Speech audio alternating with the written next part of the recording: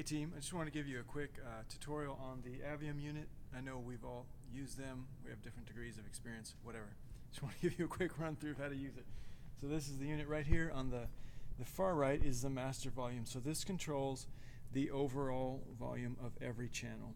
And so up or down, bass and treble, that's the same thing. That's for the overall sound that's coming out of the unit. Then down here, 1 through 16, are the individual channels that you can control, and they're labeled above each channel: blue, yellow, red.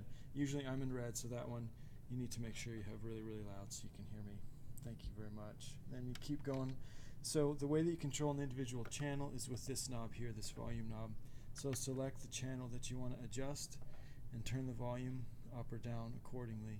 The pan will send it to the right or left side depending on which side you want. So if you want to keep all the vocals on the left, instruments on the right, however you want to do it, you do that by pushing the button to select one channel and then panning it, and that's for every individual channel. If you want to solo something out, like if you only want to hear the loop for some reason, you would select the loop channel and hit the solo button. Now the only thing that you're going to hear out of this unit is that one channel that you've had selected. If there's a channel that you want to mute, like if you don't want to hear the drums for a time, select the channel and hit the mute button, and see that yellow light lights up. That lets you know that channel is muted. It's not coming through to your ears. The way that you recall your settings, you clear the mute by hitting mute again.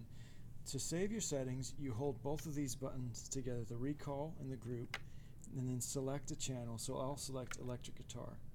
Now all of my settings are saved on this channel. So when I come back Sunday morning to recall those settings, I hit the recall button one time and then electric guitar, and it recalls my personal settings.